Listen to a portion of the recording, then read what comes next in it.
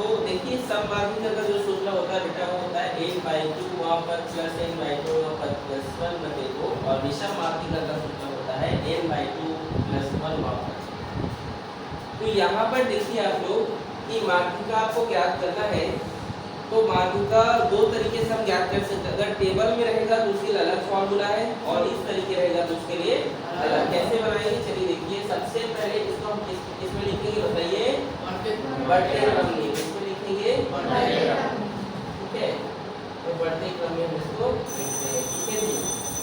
तो सबसे पहले जो सबसे छोटा है कौन है? सबसे छोटा इसमें 38। सबसे पहले लिखिए 38। उसके बाद उसके बाद उसके बाद उसके बाद उसके बाद फिर 45। ये इसको हमने इस प्रकार से अरेंज कर दिया बेटा। अब हम क्या करेंगे यहाँ पर इसको गिनते हैं। नंबर कितने हैं यहाँ पर?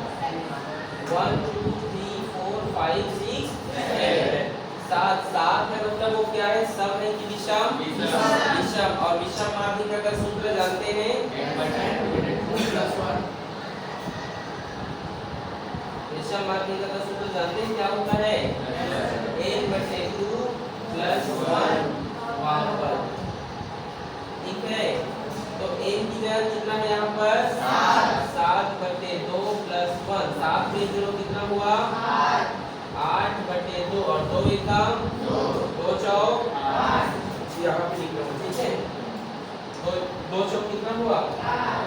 तो चौथा पद यहाँ पे लिखना है। ठीक है, यहाँ आप लिख लीजिएगा वहाँ पर करके सभी जगह। ठीक है, तो चौथा पद बताइए कितनी? यहाँ पर 1 2 3 और ये 4। तो क्या है इसका आंसर आपका? 42। इस तरीके से आपको क्या करते हैं? माध्यिका को हल करते हैं। समझ में आया बेटा आप लोग को? इसी तरीके से आप लोग को बनाना है। ठीक है, देखिए हमारे पास अगला प्रश्न है निम्न आंकड़ों का समांतर माध्य क्या कीजिए? ज्ञात कीजिए। कैसे ज्ञात करेंगे?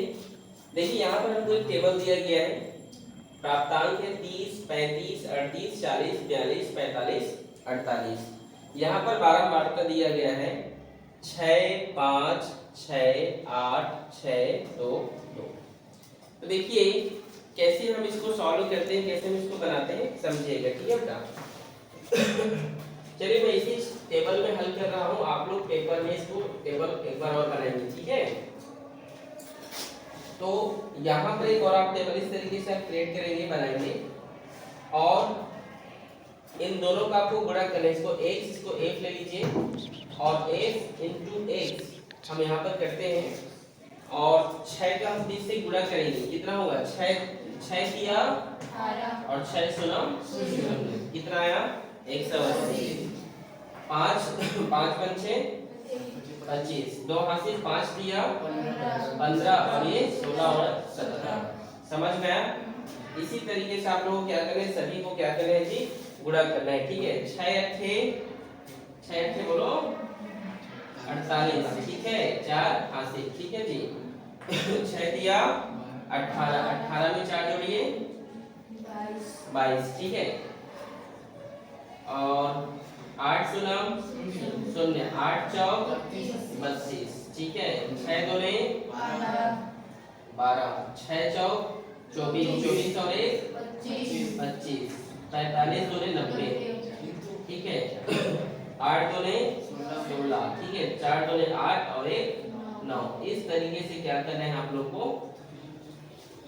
बनाना है। ठीक है बेटा, समझ में आ रहा है? इस तरीके से आपको गुणा करना है। अगर आपको बोले कि समांतर माध्य ज्ञात करना है, कैसे करना है? इन लोगों का क्या करना है? आप लोग को गुणा करना है सीधे। ठीक है, अब क्या करना है आपको? लास्ट में इसको जोड़िए आप। ये कितना हो रहा है जोड़ने पर? कितना हो रहा है देखिए, कितना हो रहा है? 35। Very good. इसको जोड़िए, कितना हो रहा है? 1341 हो रहा है। ठीक, वेरी गुड। इस तरीके से आपको जोड़ना है। अब क्या करना है आपको? समांतर माध्य निकालने के लिए बोला है, तो आप कैसे करेंगे? समांतर माध्य समांतर माध्य लिखकर आपको क्या करना है, यहाँ पर आपको लिखना है F x by x. F x का वैल्यू कितना आया है, एफ एक्स बाई एफ, ठीक है, कितना है आपका 1341 और आपका ये फ्रीक्वेंसी आया 35, ठीक है। अब इसका क्या करना है, आपको भाग करना है, क्या करना है, भाग करना है। कैसे करेंगे चलिए देखिए, तो कितना आ रहा है वो 38.31, ठीक है। ये क्या है, इसको कैसे कर सकते हैं आप देखिए, इसको आप बार बार प्रैक्टिस कीजिए, भाग कीजिए, ये आ जाएगा, ठीक है। इस तरीके से यदि आपको समांतर माध्य ज्ञात करने के लिए बोला जाए तो आप इस तरीके से बनाएंगे, ओके। इसे नोट करें इसे।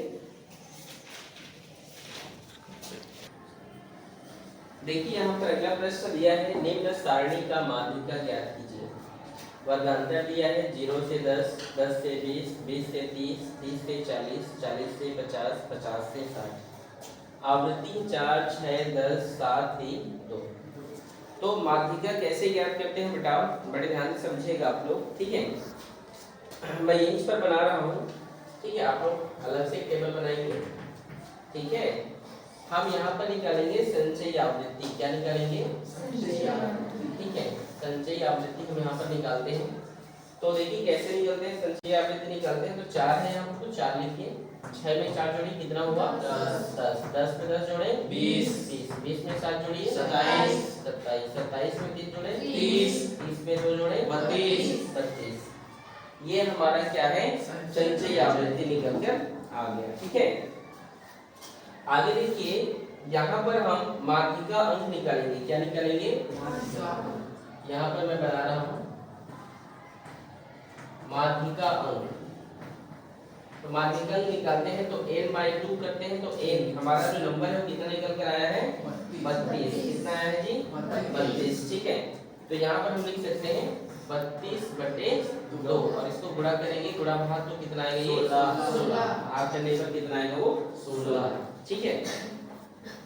अब आप देखिए ये जो 16 जो निकल कर आया है, ये 16 क्या 4 के पहले आता है, नहीं, 10 के पहले, नहीं, 20 के पहले आता है। तो ये जो टेबल है, ये जो वर्ग का ये जो तीसरा नंबर है 20 से 30, यही हमारा क्या है जी माध्यिका वर्ग है, क्या है माध्यिका वर्ग, माध्यिका वर्ग है वो। और माध्यिका वर्ग क्या है 20 और 30, 20 और 30 क्या है हमारा माध्यिका वर्ग, ठीक है, जिसमें हम L 20 को बोलते हैं, ठीक है। इस वाले नंबर को हम F बोलते हैं, क्या बोलते हैं, इसको F बोलेंगे, याद रखना ये क्या होगा F, फ्रीक्वेंसी है, फ्रीक्वेंसी F, तो कितना है वो 10। और इसी लाइन के जस्ट ऊपर वाले नंबर को आपको बोलना है CF, क्या बोलेंगे CF, वो भी कितना दिया है यहाँ पर 10 दिया है। और H निकालेंगे, H कितना है यहाँ पर 10, सभी 10 10 दिया है, ठीक है।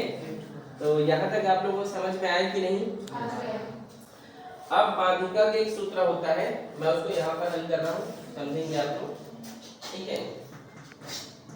माध्यिका का सूत्र जानते हैं क्या होता है, बोलिए L प्लस हाँ n/2 माइनस F और नीचे में F और मल्टीप्लाई H, ये क्या होता है इसका सूत्र होता है। L का वैल्यू कितना दिया वहां पर देखिए 20, तो यहाँ पर कितना लिखेंगे आप 20 प्लस n/2 का वैल्यू कितना है 16, तो 16 माइनस F का मान कितना है 10, F का मान कितना है 10, ठीक है, और H का मान कितना है 10, ठीक है। 20 प्लस 16 में 10 गया तो 6 और ये 10 कट गया, 20 में 6 जोड़े कितना हुआ 26, ये 26 हमारा क्या है बेटा आंसर। इस तरीके से क्या होता है बनाया जाता है, समझ में आप लोग को, नोट करें इसे।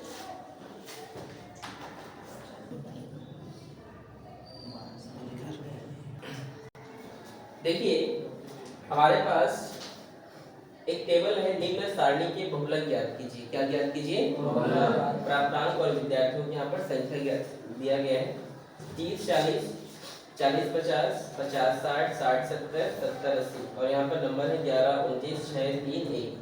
बहुलक ज्ञात करने का सबसे अच्छा तरीका यह है बेटा कि सबसे पहले आप ये देखें कि इस जो टेबल है ये टेबल में सबसे ज्यादा किसका नंबर जो सबसे बड़ा है, सबसे बड़ा नंबर कौन सा इस स्लाइड में बताइए?